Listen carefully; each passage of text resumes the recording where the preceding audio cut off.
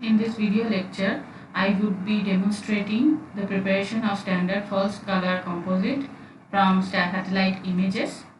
Now, this preparation of standard false color composite is included in the syllabus of third semester geography honors of Kazi Nazrul University, and this topic is a part of their syllabus on ACC paper on remote sensing technique. So I hope this video will be beneficial to my third semester geography honors students of my college as well as other colleges. So let us begin with the process of standard FCC preparation.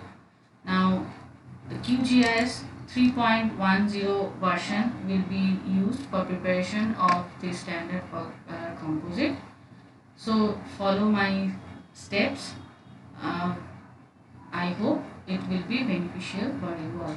So first I will open the raster image, that is the satellite image. For that I will click on open data source manager.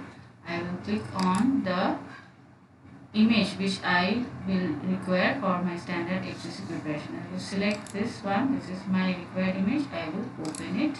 I will add and close. My standard FCC preparation image has appeared on the interface of QGIS. This is the image on which the standard FCC will be prepared. I will right click on this and I will go to properties. So in the properties, I will select symbology. It is already selected. Now here there are red band, green band, blue band.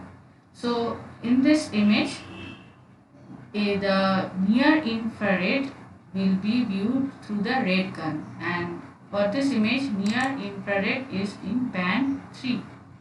So I will select band 3. Near infrared is viewed through the red gun.